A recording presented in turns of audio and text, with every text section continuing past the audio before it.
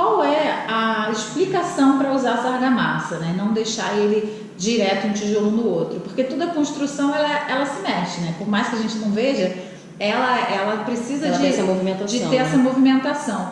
E por conta dessa movimentação, se o tijolo ficar roçando um no outro, ele tende a trincar, né? Se ficar uma pedrinha, olha, desse tamanho aqui, né, o pessoal consegue ver, isso daqui já faz com que numa parede inteira favoreça uma trinca. Entendi. Né?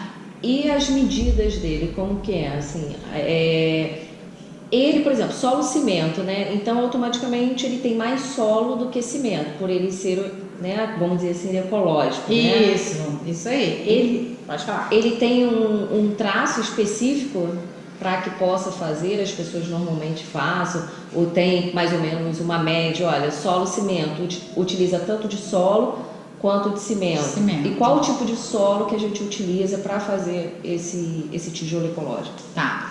Então, a receita do bolo, né, para fazer esse tijolo, o traço em média usado no Brasil todo fica na faixa de 8:1 a 10:1, tá? Isso daí eu tô pegando a maioria dos traços usando aqui na região sudeste, mas também no Brasil como um todo. O que significa falar que é um traço 8:1?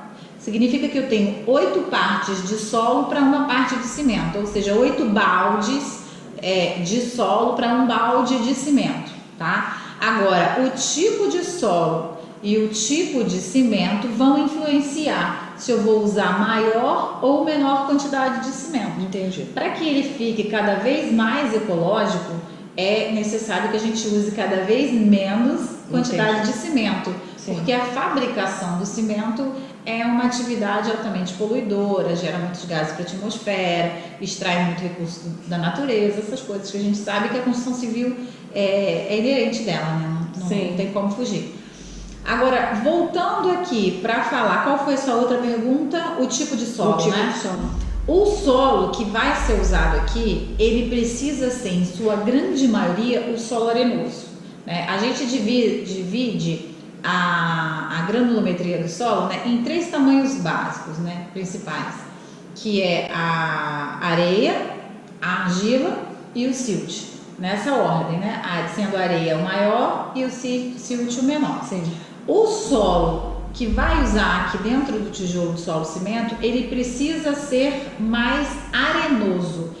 Numa faixa entre 60% e 80% de solo arenoso aqui dentro do tijolo de solo cimento. É muito interessante falar isso, porque a gente sempre fala em média, uma faixa D. Por quê? O nosso Brasil é gigante, né?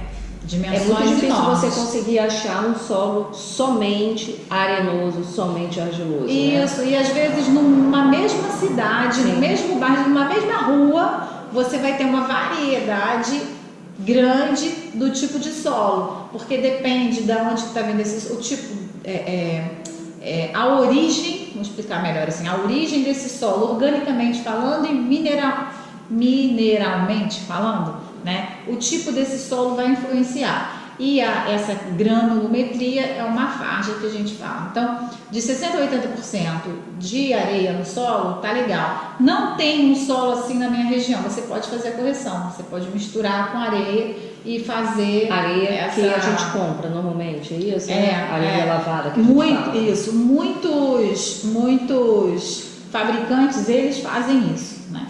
Agora, um outro lado, o outro componente do tijolo de solo cimento é o cimento, né? Qual cimento usar? Também existe uma variedade muito grande de cimentos no mercado, né?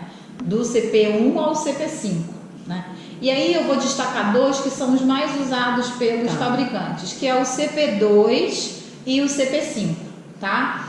Isso vai muito de região, né? As pessoas escolhem por aquele que está mais disponível no mercado, mas o que ganha em uso é o CP5, que é aquele também conhecido como ARI, que é o de secagem rápida, alta resistência inicial, né? E ele seca rápido. Por ele secar rápido, ele libera espaço logo na fábrica para que outros tijolos possam ser fabricados, e esse aqui já vai para o mercado rapidinho, né? A norma pede que o tijolo fique pelo menos 7 dias na fábrica, né? E que em 14 ele já pode ser usado. Mas a gente sabe que tudo que tem cimento precisa de no mínimo 28 dias de cura. Só que quando a gente usa o cimento CP5, esse tempo ele é reduzido. Né? Então, por conta disso, os fabricantes o preferem, mesmo sendo ele o de maior valor no mercado. Agora, se você está em casa, você vai fabricar o seu tijolo, aí você pode usar um cimento mais barato, você tem espaço para fazer a cura desse cimento, né? E aí você pode usar inclusive o cimento CP3 e 4, que a gente até estava conversando aqui em off, né? O cimento CP3 e o CP4 são os cimentos que mais têm resíduo na sua composição. Lembra que eu falei que eu sou pós-doutora em resíduo? Então, tudo que dá para aproveitar de resíduo, eu acho melhor, né? Então, o CP3, ele tem um grande teor de resíduo, né? Que é até o resíduo de escória na sua composição. Então, eu super recomendo. Olha o resíduo que a gente consegue utilizar quando a gente for fazer toda a mistura do solo e cimento, o resíduo que nós conseguimos agregar a essa composição aqui. Olha que interessante. Mostra aí.